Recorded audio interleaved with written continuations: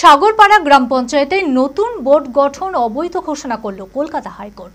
এক মাসের মধ্যে নতুন বোর্ড গঠনের নির্দেশ দিলেন বিচারক। সংখ্যাগরিষ্ঠতা থাকা সত্ত্বেও অবৈধভাবে বোর্ড গঠনের অভিযোগে বিরোধী দলনেতা শুভেন্দু অধিকারীর নেতৃত্বে হাইকোর্টের দ্বারস্থ হয় পঞ্চায়েতের বিজেপি সদস্যরা। এরপরই কলকাতা হাইকোর্ট বোর্ড গঠনকে অবৈধ ঘোষণা করে নতুন বোর্ড গঠনের নির্দেশ দেয় খুশি বিজেপি সদস্যরা।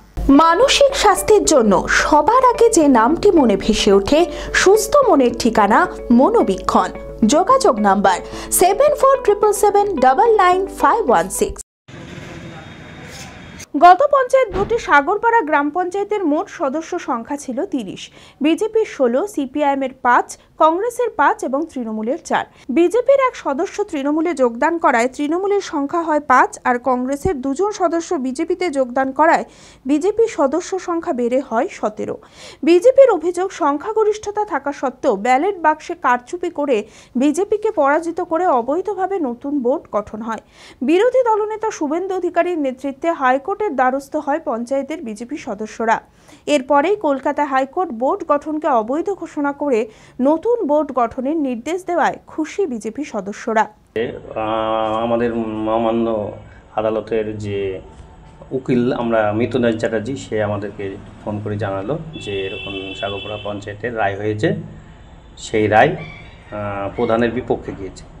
আমাদেরকে প্রধান করতে দেওয়া হয়নি, জোর জবরদস্তি করে প্রধান বিডিওর সঙ্গে বোঝাপড়া করে ওরা সংখ্যাগরিষ্ঠ না থাকা সত্ত্বেও প্রধান করেছে। আপনাদের কতজন মেম্বার ছিল?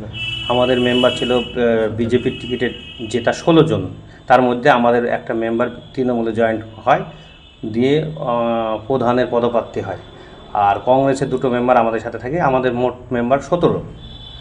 আর ওদের মেম্বার ছিল সিপিএম, কংগ্রেস আর তৃণমূল দিয়ে 13 জন। বিডিওর সাথে একটা সমঝোতা হয়েছিল, ওদের আন্ডারস্ট্যান্ডিং যেটাকে বলা হয়।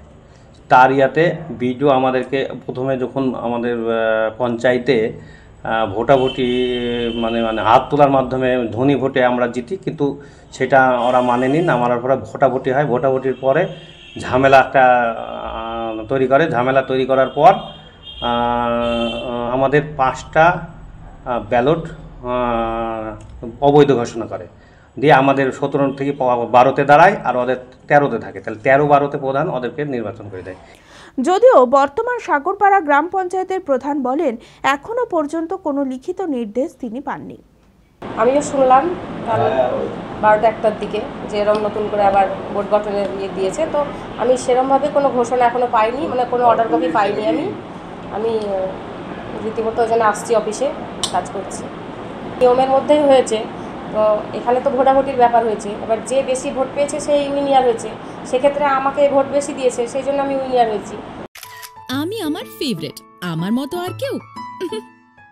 চঞ্চলতা তার কথায় কথায় জীবনে মিশে রঙ ভরায়, চুপি সারে মনে সে সাদে সবাইকে পাগল করে। আমারই মতো আমার নিচের পতাকা। पताका चा गजब का स्वाद।